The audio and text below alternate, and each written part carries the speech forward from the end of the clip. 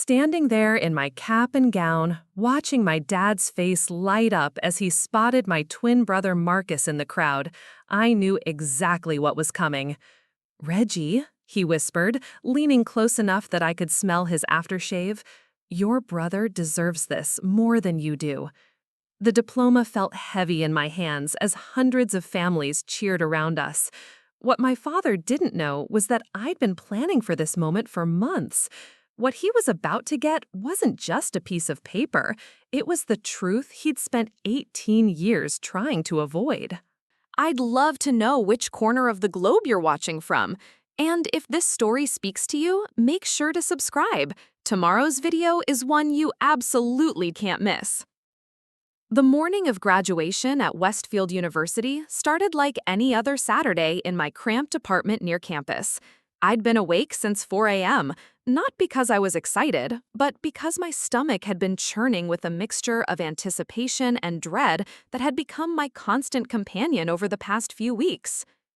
My roommate Sarah Chen was still fast asleep when I quietly gathered my graduation materials from the desk drawer where I'd been hiding them. The real diploma, the fake one I'd had printed at a shop downtown, and the letter I'd written but never sent. 3 pieces of paper that would change everything. The fake diploma had cost me $200 I couldn't afford, money I'd earned working double shifts at the campus bookstore. But it was worth every penny to see the look on my father's face when he realized what kind of person he'd raised his golden child to be. Marcus and I were born exactly 7 minutes apart on a snowy February morning in Columbus, Ohio. Those 7 minutes might as well have been 7 years for how differently our parents treated us. He came first, screaming and demanding attention, while I followed quietly, almost apologetically. That pattern never changed. Growing up in our modest 2-story house on Maple Street, the differences were everywhere. Marcus got the larger bedroom with the window facing the backyard. I got the smaller one that looked out at the neighbor's fence. When we both wanted to play soccer, Dad signed Marcus up for the competitive travel team while I got stuck with the recreation league. When we both showed interest in music, Marcus got private guitar lessons while I was handed a used keyboard from a garage sale. But the academic rivalry was where things got truly ugly. Marcus was naturally gifted at everything: math, science, English, history. He absorbed information like a sponge and could charm any teacher into giving him extra time or a second chance. I had to work twice as hard for half the recognition. While he was getting invited to honor society dinners, I was staying up until midnight just to maintain a B average. Our parents, David and Linda Thornton, never bothered to hide their favoritism. Dad would brag about Marcus's accomplishments to anyone who would listen: the mailman, grocery store clerks, our extended family at holiday gatherings. Meanwhile, my achievements were met with polite nods and comments like, "That's nice, sweetheart," before the conversation inevitably shifted back to whatever Marcus had done that week. The breaking point came during our senior year of high school. We'd both applied to Westfield University, about 3 hours north of Columbus. It was a solid state school with a good reputation, nothing Ivy League, but respectable enough. I'd been dreaming of going there since I was 14, after visiting the campus during a school trip. When the acceptance letters arrived, we both got in, but only one of us got the partial scholarship that would make attendance financially possible for our middle-class family. That person was me. I'll never forget the look on Dad's face when I showed him the letter. Instead of congratulation, I saw disappointment. "Well," he said, setting the letter down on the kitchen counter, "I guess that's something." Then Marcus walked in with his plain acceptance letter, and suddenly, Dad was talking about taking out loans, about how Marcus deserved the chance to pursue his dreams, about how maybe I should consider community college first to save money. That night, I heard them arguing in their bedroom. Mom wanted to let me take the scholarship. Dad insisted that Marcus had more potential, that I was settling while Marcus was destined for greatness. Their voices carried through the thin walls until nearly 2 in the morning. In the end, we both went to Westfield. I got my scholarship, and Dad took out a second mortgage to pay for Marcus's tuition. But the message was clear. I was the consolation prize, the backup plan, The child who had to earn her place while Marcus simply deserved his. College should have been a fresh start, but Marcus made sure that wasn't possible. We didn't room together, thankfully, but we ended up in several of the same classes. And once again, he was the star while I was background noise. Professors remembered his name, invited him to research projects, wrote glowing recommendation letters. I remained invisible, working my ass off for grades that were dismissed as expected, while his identical performance was celebrated as exceptional. The worst part was watching our parents during family weekend each fall. They'd drive up in Dad's pickup truck, loaded down with care packages and spending money for Marcus, while bringing me generic snacks and reminding me to be smart about money. They'd tour campus talking about Marcus's university like I wasn't even there. But I had something Marcus didn't know about, something I'd been working on in secret since our sophomore year. While he was partying and coasting on his natural charm, I'd been building relationships with professors, volunteering for extra projects, and slowly proving myself in ways that couldn't be dismissed or overshadowed. I'd also been documenting everything. Every time Marcus cheated on an exam, every assignment he'd gotten someone else to write, every lie he'd told to get extensions or second chances. My business ethics professor, Dr. Patricia Hawkins, had become an unlikely mentor. She'd noticed my work ethic early on and started giving me opportunities that had nothing to do with family connections or natural talent. When she offered me a position as her research assistant junior year, I finally had something that was entirely mine. That research assistantship led to a discovery that would change everything. While helping Dr. Hawkins organize academic records for a university audit, I stumbled across something interesting in Marcus's file. 3 instances of academic dishonesty that had been quietly handled by different professors, covered up to protect his reputation and our family's name. Plagiarism, cheating on a final exam, and bribing another student to write a paper. Any one of these incidents should have resulted in suspension. All 3 together should have meant expulsion. But Marcus had talked his way out of each situation, promising to do better, claiming personal problems, even bringing our parents in to vouch for his character. I made copies of everything. The plan came together during finals week of our senior year. I'd been accepted to graduate school at Northwestern on a full fellowship, something I'd applied for in secret. Marcus had no idea, and neither did our parents. He was planning to coast through graduation and then figure out what came next, probably with Dad's help finding him some entry-level job where his charm could carry him. But first, we had to get through graduation day. Standing in the staging area behind the gymnasium, surrounded by hundreds of my classmates in identical black gowns, I felt the weight of 4 years of planning settling on my shoulders. The fake diploma was in my left hand, the real one tucked safely in my right pocket, along with copies of Marcus's academic misconduct files. Marcus found me in the crowd, grinning that same easy smile that had gotten him out of trouble his entire life. "Can you believe we made it, Reggie? Mom and Dad are going to lose their minds when they see us both walk across that stage." I smiled back, but inside, I was counting down the minutes until he learned the truth about what kind of person he really was, and what kind of daughter I'd become despite everything they'd put me through. The processional music started, and we began filing into the gymnasium where our futures waited. The gymnasium buzzed with nervous energy as nearly 400 graduates filled the folding chairs arranged in perfect rows. I spotted our parents immediately, Dad in his best navy suit, the one he wore to church and job interviews, and Mom clutching her purse like it contained the family jewels. They were sitting in the 3rd row, close enough to get good photos, but not so close as to seem overeager. What struck me was how Dad kept scanning the crowd, clearly looking for Marcus.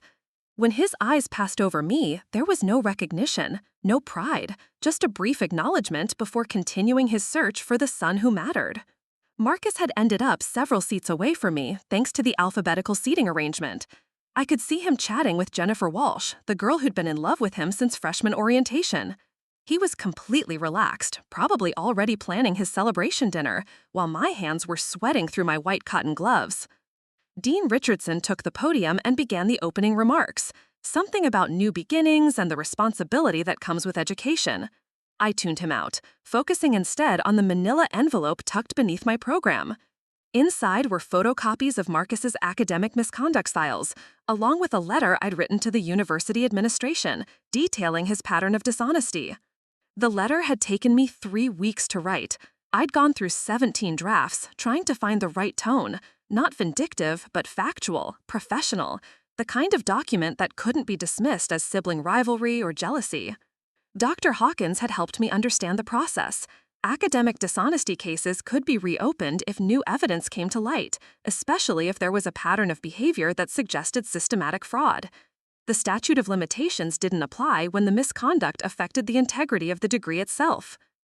"Ladies and gentlemen," Dean Richardson announced, "please welcome our valedictorian, Rebecca Martinez." I applauded mechanically as Rebecca took the stage. She'd earned her spot through pure merit, no family connections, no second chances, no hidden safety net, just like I had in my own quiet way. Rebecca's speech was about overcoming obstacles and proving doubters wrong. The irony wasn't lost on me. As she spoke, I found myself thinking about the conversation I'd had with Dr. Hawkins the week before. She'd asked me if I was sure about my plan, if I understood the consequences, not just for Marcus, but for our entire family. "Your parents will find out eventually," she'd warned. "Academic misconduct investigations aren't kept secret from family members. Are you prepared for that fallout?" I told her yes, but sitting there listening to Rebecca talk about courage and integrity, I wondered if I really was ready for what came next. A lot of love and effort went into bringing this story to life. If you're enjoying it, we'd be so grateful if you'd subscribe to our channel. Now, back to where we left off.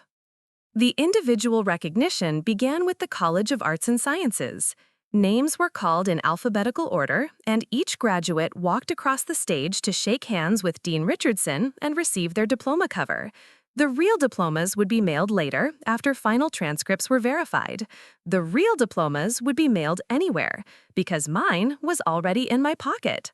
I'd picked it up from the registrar's office 3 days earlier, using a legitimate request form that Dr. Hawkins had helped me file.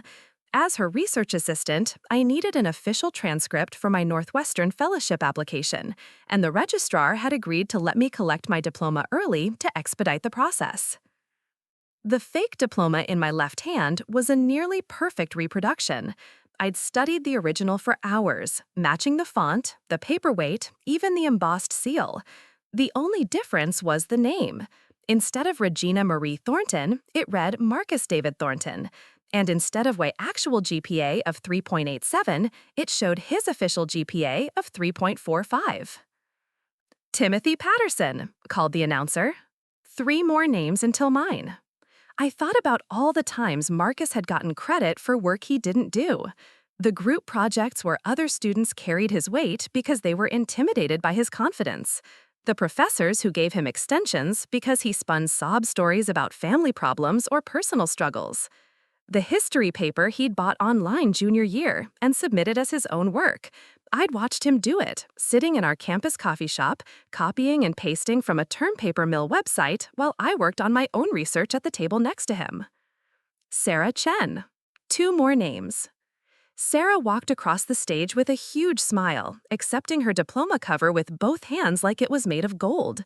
We'd become close friends over the past 4 years, bonded by late-night study sessions and the shared experience of being overlooked in favor of more charismatic classmates. She'd been the only person I'd told about Northwestern. Not the details of my plan, but at least the fact that I was leaving Columbus for good. "You deserve something amazing," she'd told me. "Don't let anyone convince you otherwise." Marcus Thornton. I watched my brother stand up, smoothing his gown and flashing that trademark smile toward our parents section. Dad was already on his feet with his camera ready, while Mom dabbed at her eyes with a tissue. Marcus walked across the stage like he owned it, shaking hands with Dean Richardson and posing for the official photographer. When he received his diploma cover, he held it up toward our parents and grinned. The applause seemed to go on forever. Regina Thornton. My turn.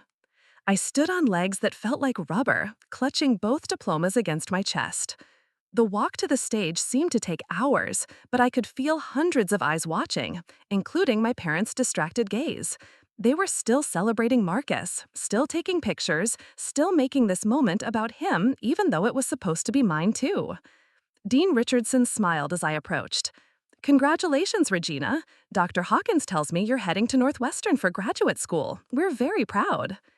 I shook his hand and accepted the empty diploma cover, posing briefly for the photographer.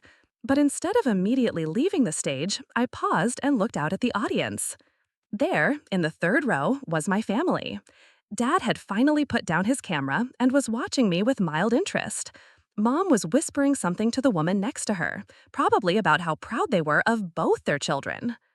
I thought about all the times they'd chosen Marcus over me, all the opportunities they'd given him while telling me to be realistic about my expectations, all the ways they'd made me feel like an afterthought in my own life.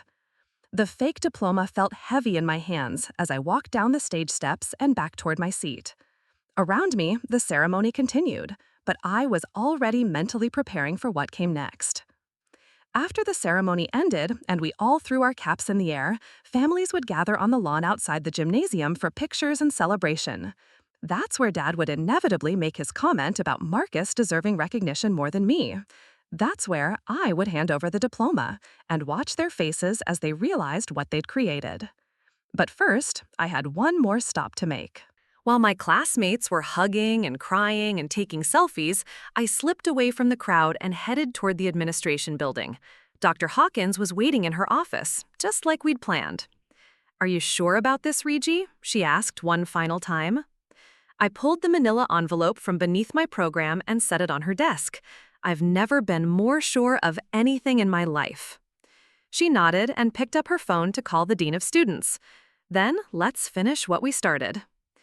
20 minutes later, I walked back outside to find my family gathered on the lawn with Marcus at the center, surrounded by relatives and family friends who'd driven up for the ceremony. Everyone was laughing and taking pictures, celebrating the golden child's latest achievement. I approached the group with both diplomas still clutched in my hands, my heart pounding so hard I was sure everyone could hear it. Dad spotted me first. "There's our other graduate," he said. But his tone was distracted, like he was checking off a box on his mental to-do list. That's when he leaned in close, his voice dropping to what he thought was a private whisper, but was actually loud enough for half the group to hear.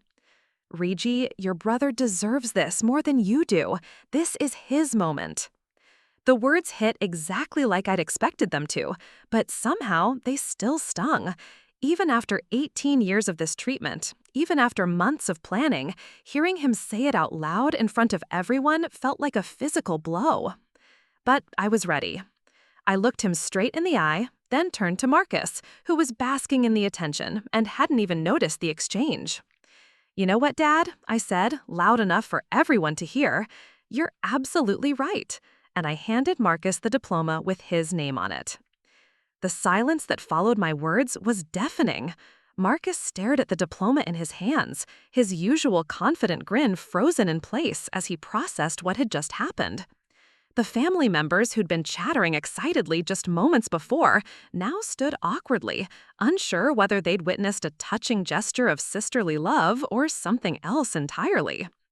Dad's face lit up with satisfaction. "Now that's what I like to see," he said, clapping Marcus on the shoulder. "Finally, some recognition for the son who really earned it." Marcus unrolled the diploma carefully, and I watched his expression change from confusion to shock to something approaching panic. His eyes darted back and forth across the document, reading his own name printed in elegant script where mine should have been. "Regi," he said quietly, his voice barely audible above the conversations happening around us. "What is this?" Before I could answer, our cousin Jake bounded over with his phone out, ready to capture what he thought was a heartwarming family moment. "Hey, let me get a picture of you two with the diploma. This is so cool that you're sharing this moment." "No," Marcus said sharply, rolling the diploma back up and clutching it against his chest. "No pictures right now." Jake looked hurt, but backed away. Mom stepped forward, sensing something was wrong, but not understanding what. "What's going on, you two? Marcus, let me see your diploma. I want to frame it for the living room." Marcus's face had gone completely pale. He looked at me with an expression I'd never seen before, genuine fear mixed with dawning realization. "We need to talk," he whispered, privately. But Dad was already reaching for the diploma, his chest puffed out with pride. "Come on, son, don't be modest. Let's show everyone what 4 years of hard work looks like." "Dad, really, it's fine," Marcus stammered, backing away slightly. "Maybe later, when we get home." That's when Mom noticed something was wrong. After 18 years of managing Marcus's moods and protecting his image, she had radar for when her golden child was in trouble. "Marcus David Thornton," she said in her no-nonsense voice, "hand me that diploma right now." The use of his full name meant business. Marcus looked desperately at me one more time, silently pleading for help, but I just smiled and crossed my arms. With trembling hands, he passed the rolled document to Mom. She unrolled it carefully, her eyes scanning the official-looking text. I watched her face go through the same progression of emotions Marcus had experienced: confusion, shock, and then something much more complex. "This has Marcus's name on it," she said slowly, looking back and forth between us. "Of course it does," Dad said impatiently. "It's his diploma." But Regina just graduated too, Mom continued, her voice getting smaller.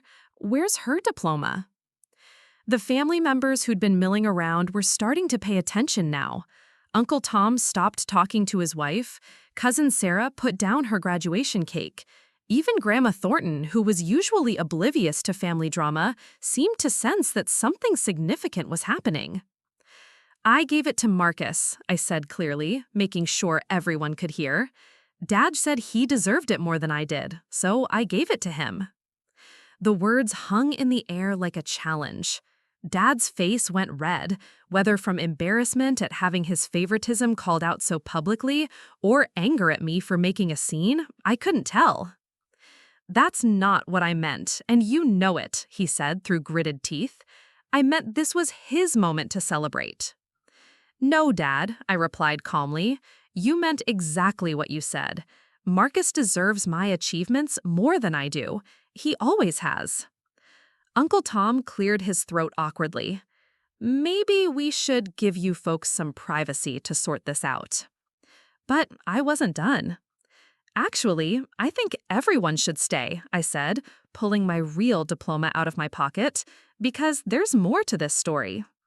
The genuine diploma looked identical to the fake one, except for the name. I unrolled it slowly, like a magician revealing a trick.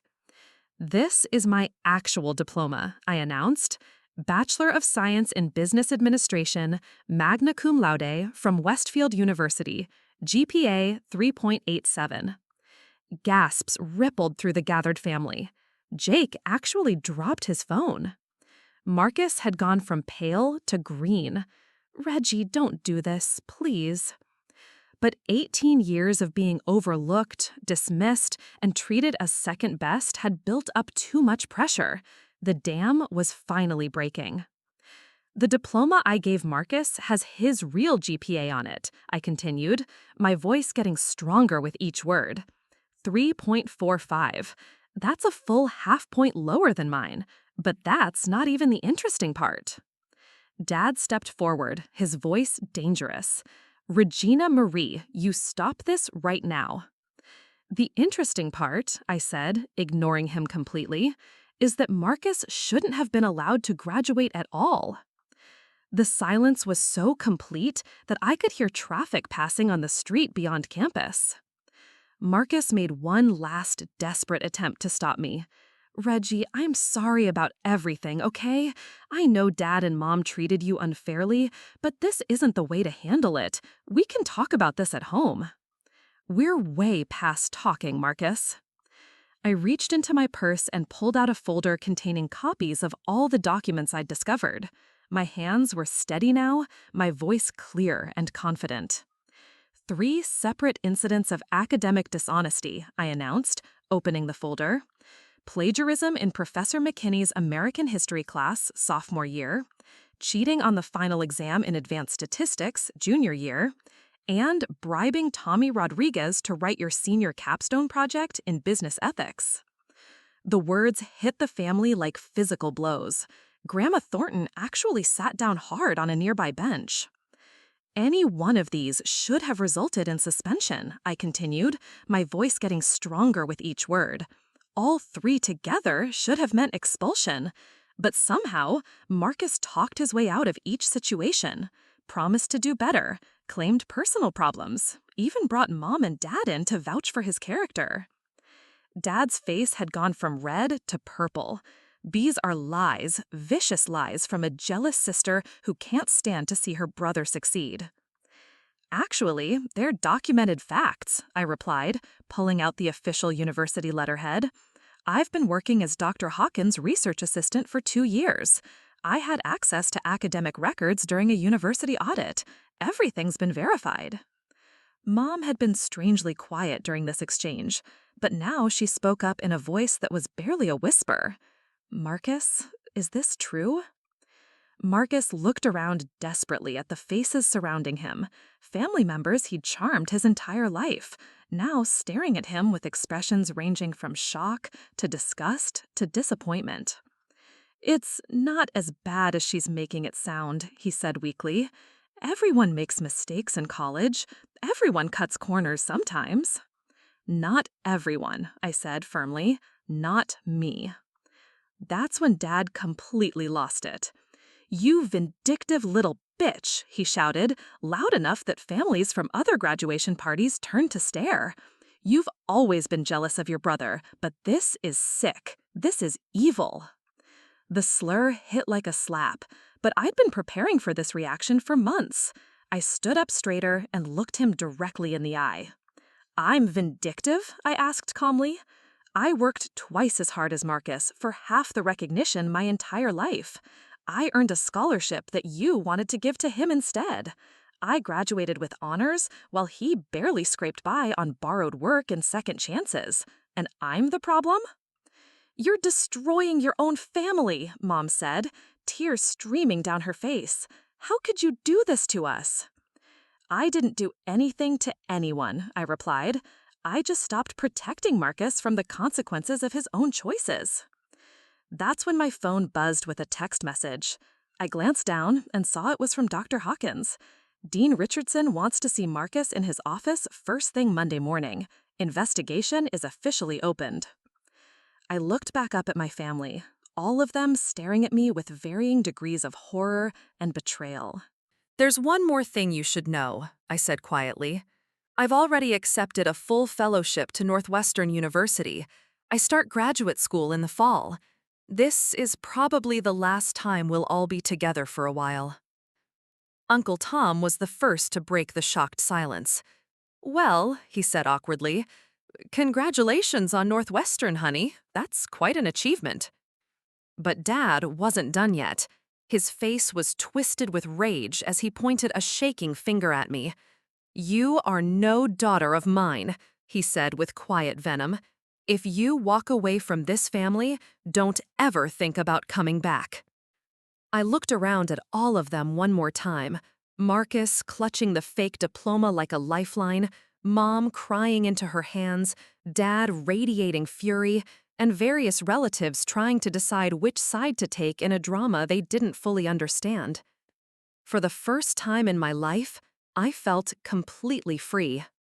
The freedom lasted exactly 37 seconds. That's how long it took for the reality of what I'd just done to hit me. Standing there on the campus lawn, surrounded by the wreckage of my family relationships, I realized I'd just burned every bridge I'd ever known.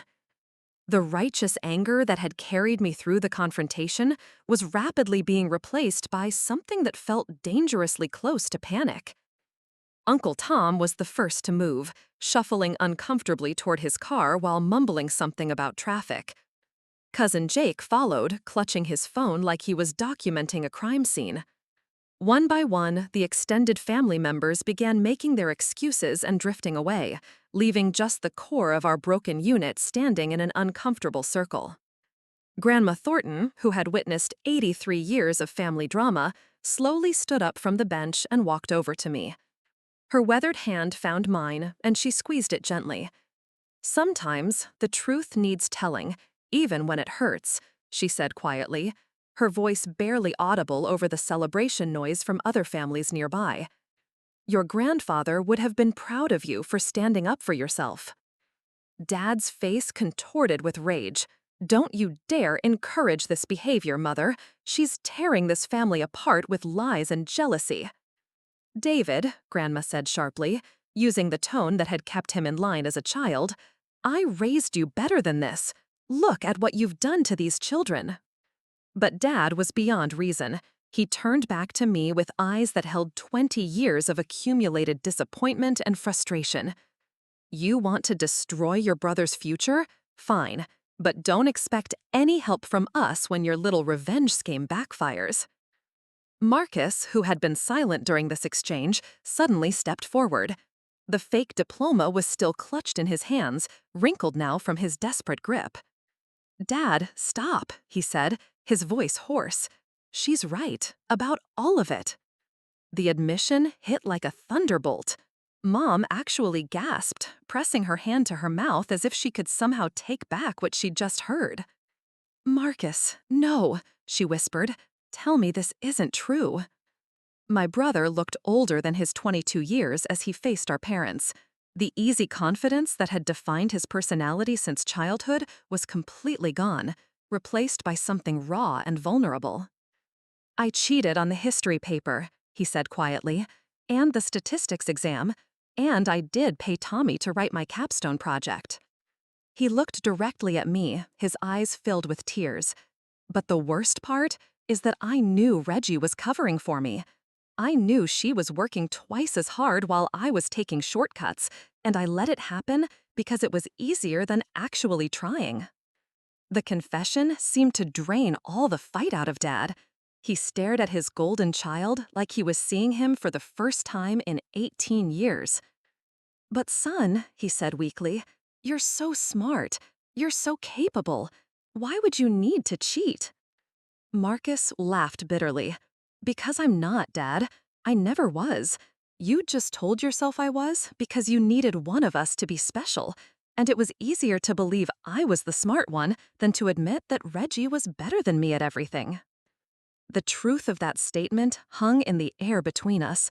All those years of comparing us, of expecting me to step aside for Marcus, of treating his mediocrity like excellence while dismissing my genuine achievements, it had all been built on a foundation of willful self-deception. Mom was crying openly now, her carefully applied makeup running in dark streaks down her cheeks. How long, she asked through her tears, how long have we been so blind? Since we were kids, I answered Marcus. Remember when we both made honor roll in 7th grade? You hung Marcus's certificate on the refrigerator and put mine in a drawer. When we both got accepted to Westfield, you celebrated Marcus and worried about how to pay for me. You've been choosing him over me our entire lives, and I finally got tired of pretending it didn't matter. Dad opened his mouth to argue, but then closed it again. For the first time in my memory, he seemed to have no defense, no justification, no way to spin the situation in his favor. The silence stretched until Marcus spoke again. There's something else you need to know, he said, looking at our parents with something that might have been a relief. The university investigation that Reggie mentioned, it started 3 weeks ago. Dean Richardson called me in for questioning last Tuesday. My eyes widened. This was news to me. Marcus continued. They already had most of the evidence. Reggie didn't have to give them anything they didn't already have. The audit she mentioned, it flagged my academic record automatically. The university has been building a case against me since the beginning of the semester. Dad's face went white. What does that mean? What are the consequences? It means Marcus's degree will be revoked, I said quietly, piecing together information I'd learned from Dr. Hawkins. Academic dishonesty investigations that involve multiple incidents across several years usually result in retroactive expulsion. His transcript will show that he never graduated. The words landed like physical blows. Mom actually stumbled backward, and Dad caught her arm to steady her. But there has to be something we can do. An appeal process, or lawyers, or… There's nothing, Marcus said firmly. And honestly, I'm tired of running from this. I've been waiting for someone to catch me for 4 years. In some weird way, it's a relief that it's finally over. I stared at my brother, seeing him clearly for perhaps the first time in our lives. Beneath all the charm and bluster, he'd been carrying the weight of his deceptions just as heavily as I'd been carrying the weight of being overlooked. We'd both been trapped by our parents' expectations, just in different ways. "So what happens now?" Dad asked, his voice barely above a whisper. "Now, Marcus faces the consequences of his choices," I said. "And I go to Northwestern in the fall and build a life based on my own merit instead of constantly being compared to someone else." "You're really leaving?" Mom asked, fresh tears starting to flow. "I got a full fellowship to one of the best graduate programs in the country," I replied. "Of course I'm leaving." "But what about family?" she pressed. "What about forgiveness and second chances?" The question hung in the air, loaded with 18 years of unspoken expectations and unexamined assumptions. I looked around at all of them. Dad, broken and confused. Mom, desperately trying to hold together a narrative that no longer made sense. Marcus, finally free from the burden of living up to impossible standards. And Grandma, watching it all with the patient wisdom of someone who'd seen this story play out before in different generations. "Family," I said slowly, "should have meant supporting both your children equally. It should have meant celebrating my achievements instead of treating them like consolation prizes.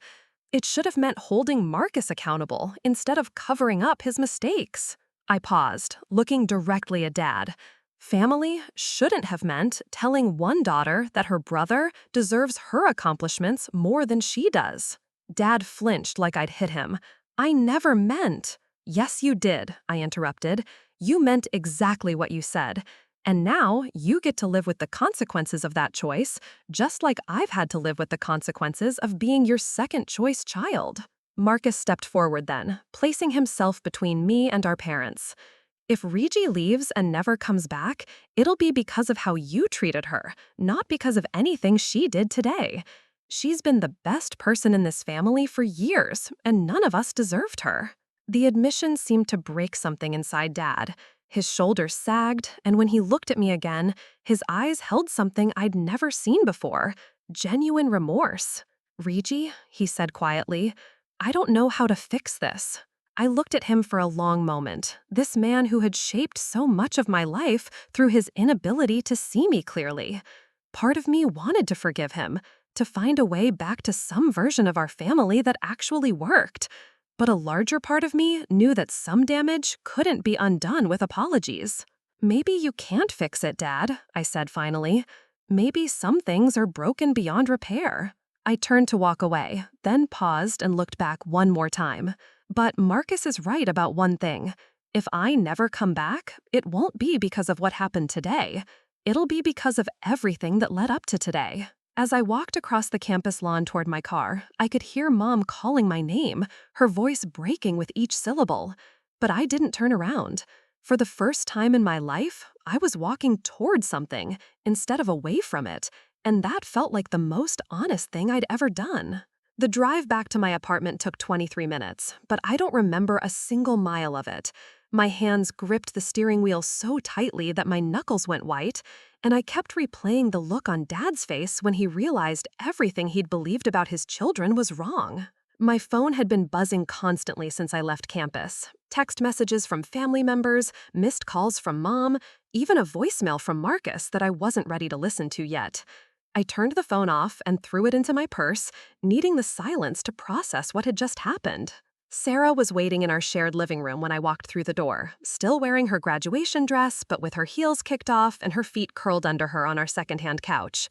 She took one look at my face and immediately went to the kitchen to make tea. "How bad?" she asked, returning with 2 steaming mugs and settling across from me. I told her everything. The fake diploma, Marcus's confession, Dad's disowning threat, the university investigation that had been happening in the background. Sarah listened without interrupting, occasionally nodding or shaking her head, but mostly just being present in that way that good friends master. "So," she said when I finished, "you just nuked your entire family relationship at graduation?" "Pretty much. And you're starting graduate school in Chicago in 3 months. Northwestern, yeah. And Marcus is about to lose his degree and face academic fraud charges? Seems likely." Sarah was quiet for a long moment, sipping her tea and studying my face. Finally, she leaned forward and smiled. "I'm proud of you." The words hit me unexpectedly hard. After 18 years of conditional approval and backhanded compliments from my family, hearing genuine pride from someone who actually knew me felt like drinking water after wandering in a desert. "Really?" I asked, my voice smaller than I intended. Really, you stood up for yourself in a way that took incredible courage. You exposed a pattern of unfairness that had been hurting you for years, and you did it knowing exactly what the cost would be.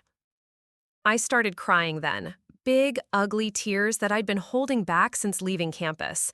Sarah moved to the couch next to me and wrapped her arms around my shoulders while I sobbed into her graduation dress. "I feel terrible," I said through the tears, like I just destroyed everything. "You didn't destroy anything that was actually working," Sarah replied firmly. "You just stopped pretending that a broken system was normal." We sat like that for a while, my best friend holding me while I grieved the family I'd never really had and tried to imagine the life I was about to build. The next few days passed in a strange blur of packing, graduation parties I didn't attend, and phone calls I didn't answer. Word had spread through our extended family network about what happened at graduation, and apparently, sides were being chosen. Uncle Tom called to awkwardly express his support.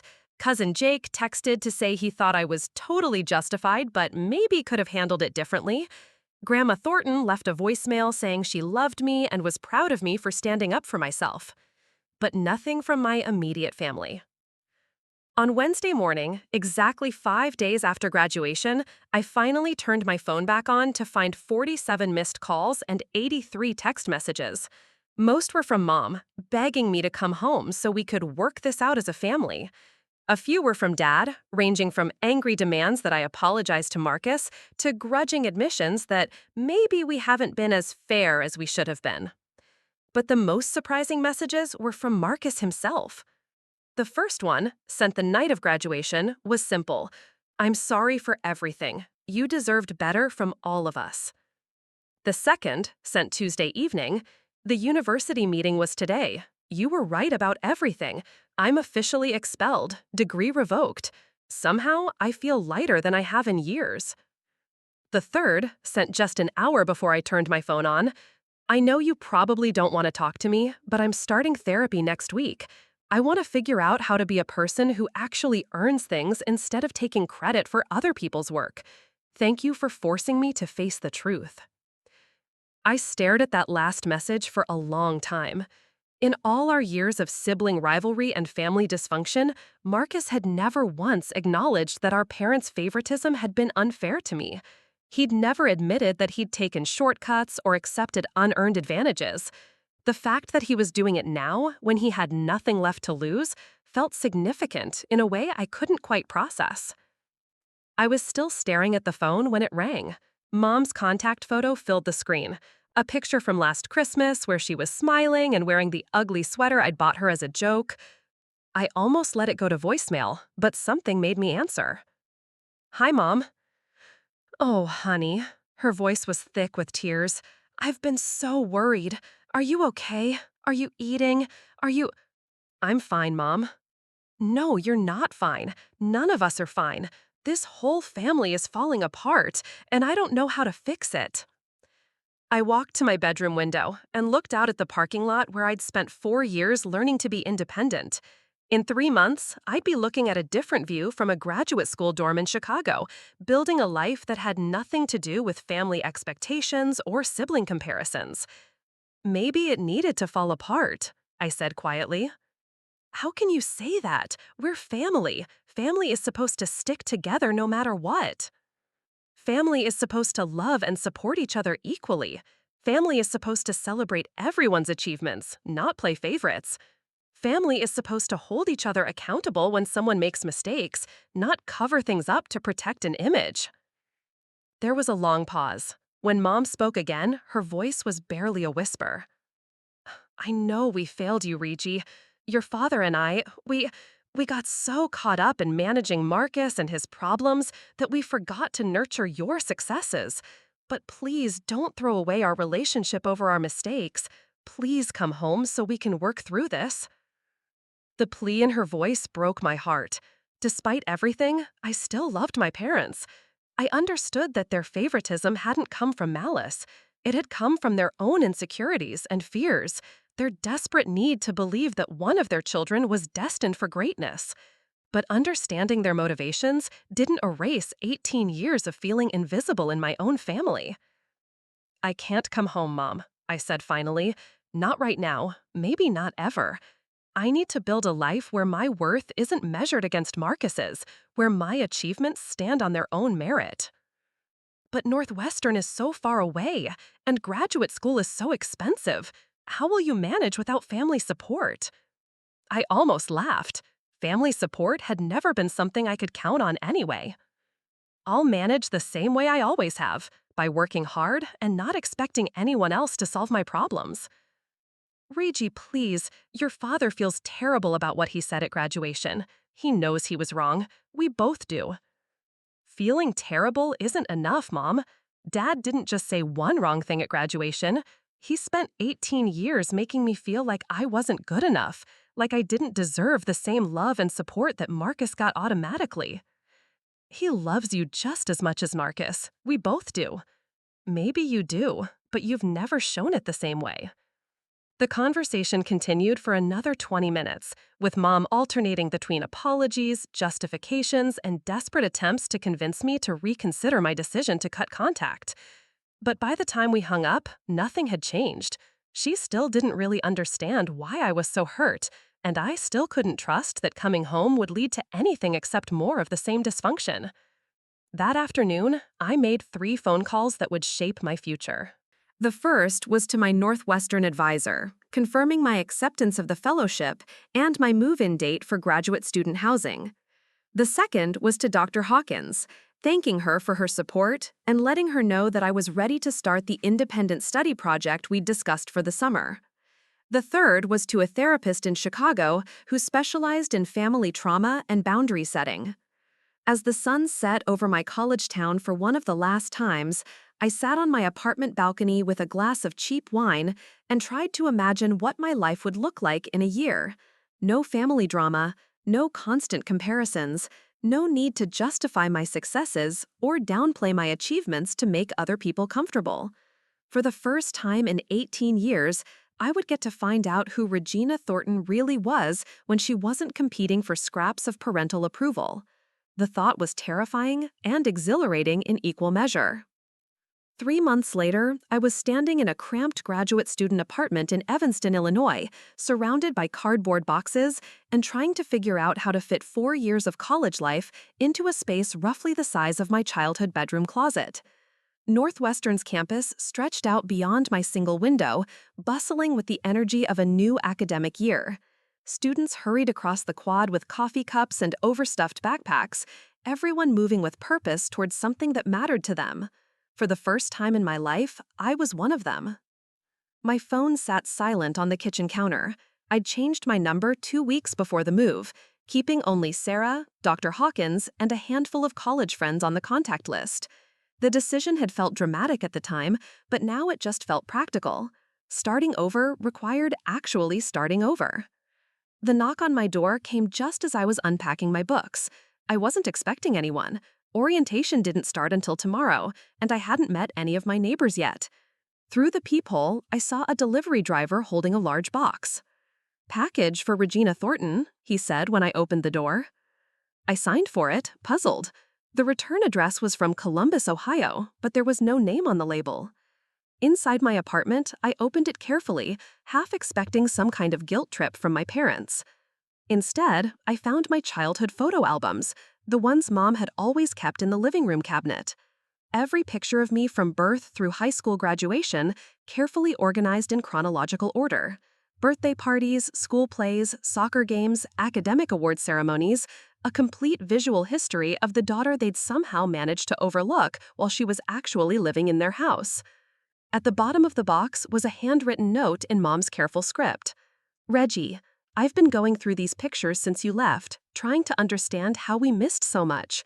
You were always there, always achieving, always making us proud. We just forgot to tell you. I hope someday you can forgive two parents who got so lost in their own fears that they couldn't see the amazing daughter right in front of them. Love always, Mom. I sat on my bare mattress holding the note, surrounded by images of a childhood I remembered very differently than my mother apparently did. In her version, captured in these carefully preserved photos, I was a beloved daughter whose every milestone had been documented and treasured. In my version, I was the kid who got polite applause while Marcus got standing ovations. Both versions were true, somehow. That was the most confusing part. My phone buzzed with a text from an unknown number. "Hey, it's Marcus. Got your new number from Sarah. Hope that's okay. Just wanted to say good luck at Northwestern. You're going to do amazing things." I stared at the message for a long time before typing back. "Thank you. I heard you started working at Uncle Tom's construction company. How's that going?" The response came quickly. "It's honest work. For the first time in my life, I can say that. Therapy is helping. I'm learning the difference between earning something and deserving something." We texted back and forth for about 20 minutes. Nothing deep, nothing that addressed the years of dysfunction between us, but something that felt like the beginning of actual communication rather than competition. He told me about learning to operate heavy equipment and how satisfying it was to build something tangible. I told him about my research assistantship and the thesis project I was already excited to start. When the conversation ended, I realized I felt lighter somehow. Not forgiven, that would take much longer, but hopeful that maybe Marcus and I could eventually have a relationship based on who we actually were rather than who our parents had needed us to be. The next morning was graduate student orientation. I walked into the business school conference room wearing my best professional outfit and carrying a leather portfolio that had been my graduation gift to myself. 23 other students were already there, chatting in small groups and looking like they belonged. For a moment, the old insecurity crept in. These people probably came from families who'd supported their academic ambitions from day one. They probably never had to hide their achievements or apologize for their success. They probably took it for granted that their parents would be proud of them. Then I remembered something Dr. Hawkins had told me during our last meeting. "Regi, you've been competing against an unfair standard your entire life. Now you get to compete on a level playing field. That's going to feel strange at first, but trust me, you are going to excel in ways that surprise even you." She was right. As the day progressed through various presentations and meet and greet sessions, I found myself engaging confidently with professors and fellow students. Without the constant mental noise of family dynamics and sibling comparisons, I could focus entirely on the academic challenges ahead of me. Professor Janet Morrison, who would be supervising my thesis research, pulled me aside after her presentation on behavioral economics. "I've been looking forward to working with you, Regina," she said. "Dr. Hawkins shared some of your undergraduate research with me, and I'm impressed by your analytical approach. Have you given any thought to what aspect of consumer behavior you'd like to focus on?" I had, actually. I'd been thinking about it for months. "I'm interested in studying family financial dynamics," I said, "specifically how parental favoritism affects siblings' long-term economic outcomes and career choices." Professor Morrison raised an eyebrow. "That's quite specific and quite personal, I imagine." "Very personal," I admitted, "but I think that gives me insights that might be valuable to the research." "Well, it's certainly an understudied area with significant practical applications. Let's set up a meeting next week to discuss your preliminary research plan." Walking back to my apartment that afternoon, I felt something I'd never experienced before: the complete absence of doubt about my place in an academic environment. No one here knew me as Marcus's sister or the other Thornton kid. I was just Regina, graduate student, researcher, person with something valuable to contribute. That evening, I video called Sarah, who had moved to Denver for her first job out of college. "You look different," she said immediately. "Happier, more settled." "I feel different, like I can finally breathe properly." "Any word from your parents?" I told her about the photo albums and the note from Mom. "I think they're starting to understand what they did wrong, but I'm not ready to forgive them yet. Maybe I never will be." "That's okay," Sarah said. "Forgiveness isn't required for healing. Sometimes the best thing you can do is build a life that doesn't depend on other people's approval." Speaking of which, I said, grinning, I met with my thesis advisor today. I'm going to study how parental favoritism affects siblings' economic outcomes. Sarah burst out laughing. You're going to turn your family dysfunction into a PhD thesis? That's either brilliant or completely insane. Why not both? After we hung up, I made myself dinner in my tiny kitchen and sat at my secondhand desk to review the orientation materials. My thesis research timeline, course schedules, teaching assistant duties, fellowship requirements, all the pieces of a life I was building entirely for myself. My phone buzzed one more time, another text from Marcus. Saw your Northwestern announcement in the local paper. Dad's been carrying it around in his wallet, showing it to people at the hardware store. He's proud of you, even if he doesn't know how to say it. I set the phone aside without responding. Dad's pride, if it was real, was too little and too late to change anything. But maybe it was enough to prove that people could grow and change, even if that growth couldn't repair all the damage they'd done. Outside my window, the Northwestern campus was settling into evening quiet. Students were heading back to dorms and apartments, probably calling their families to share stories about their first day of classes, their new professors, and their exciting plans for the semester. I didn't have anyone to call with those kinds of updates anymore. But for the first time in my life, that felt like freedom rather than loneliness.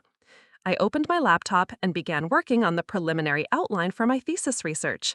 The long-term economic effects of sibling favoritism, a behavioral economics analysis. It was going to be the most personal and professional thing I'd ever written, and I couldn't wait to get started. 18 months later, I stood in the same Northwestern conference room where I'd first met Professor Morrison, but this time I was the one behind the podium. The preliminary presentation of my thesis research had drawn a crowd that spilled beyond the room's capacity. Graduate students, faculty members, and even some visiting researchers from other universities who'd heard about the study through academic networks. The long-term economic effects of sibling favoritism, a behavioral economics analysis, had become something much larger than I'd originally envisioned. What started as a way to understand my own family had evolved into groundbreaking research with implications for child development policy, family therapy practices, and economic modeling. The data was striking. Children who experienced consistent parental favoritism, whether as the favored or unfavored sibling, showed measurably different career trajectories, financial decision-making patterns, and risk assessment behaviors well into their adult lives. The unfavored children, surprisingly, often outperformed their favorite siblings in long-term earnings and career satisfaction, though they also showed higher rates of anxiety and perfectionism. The most significant finding, I explained to the packed room, is that awareness of the favoritism dynamic appears to be a crucial factor in outcomes. Subjects who recognized and addressed the pattern were more likely to develop healthy coping mechanisms and achieve authentic success. During the question and answer session, a professor from the University of Chicago asked about the personal nature of my research approach. Dr. Thornton, she said, using the title I wouldn't officially earn for another 6 months, your methodology includes extensive personal interviews with both favored and unfavored siblings. That level of emotional labor must be challenging. How do you maintain objectivity while dealing with such personal subject matter? I'd been expecting this question for months.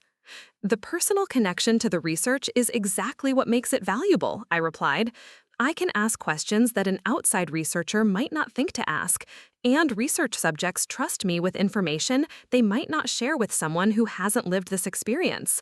The key is maintaining rigorous data analysis standards while leveraging the insights that come from genuine understanding. After the presentation, Professor Morrison pulled me aside with a smile I'd never seen before.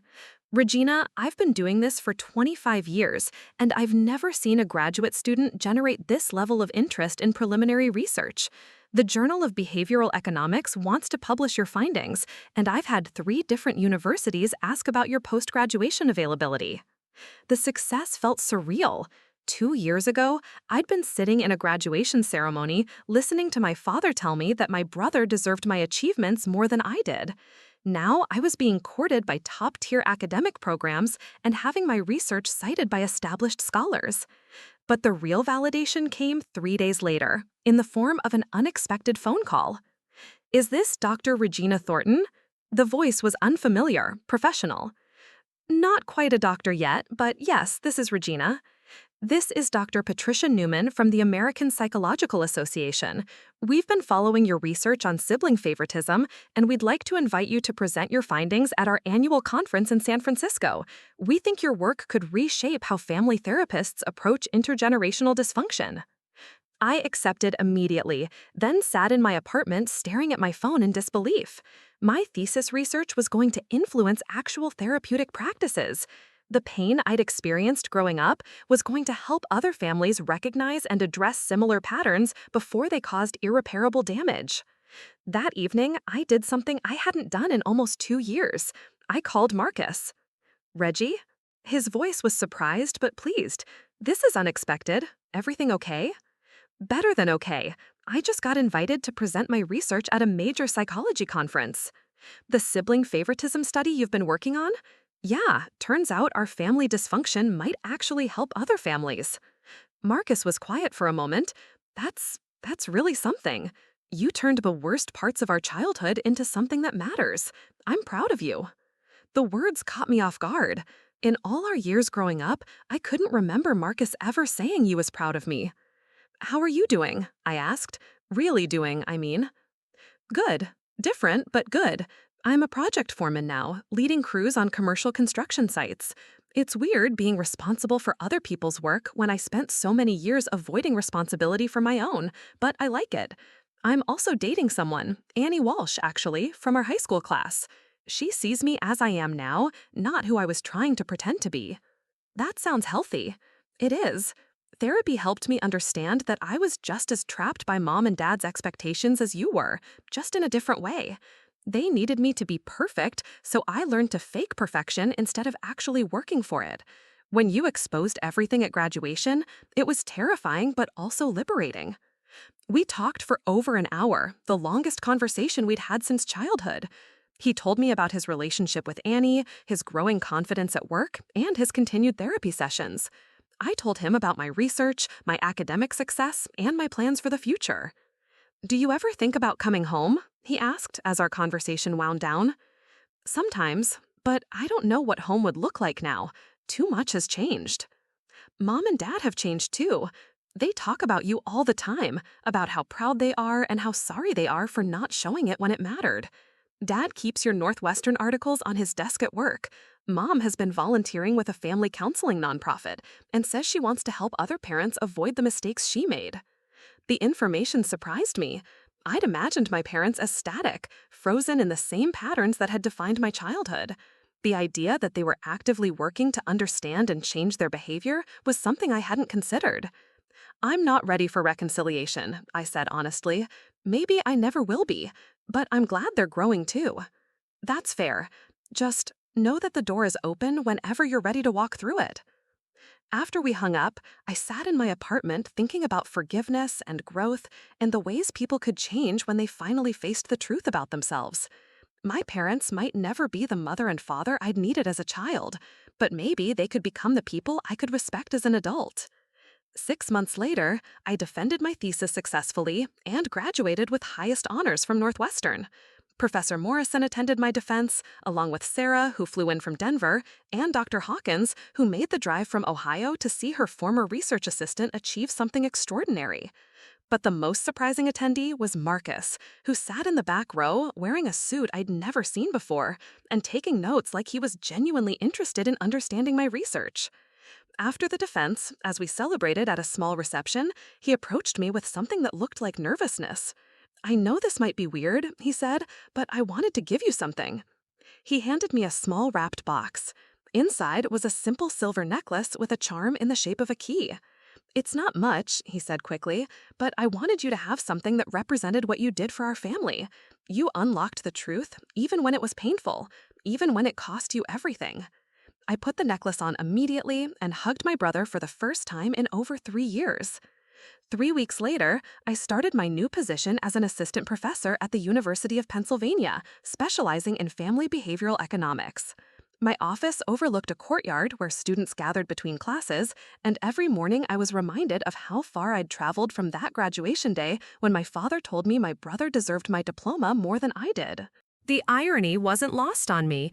By standing up for myself that day, by refusing to accept less than I deserved, I'd ultimately given my entire family the gift of truth. Marcus had found authentic success in work he actually earned. My parents had begun the difficult process of examining their own behavior, and I had discovered that my worth had never been dependent on their recognition. Sometimes the greatest gift you can give your family is refusing to enable their dysfunction, even when that refusal comes at tremendous personal cost. My research continues to influence family therapy practices across the country. I speak regularly at conferences about sibling dynamics and parental favoritism, and every time I present my findings, I think about that fake diploma I handed to Marcus on graduation day.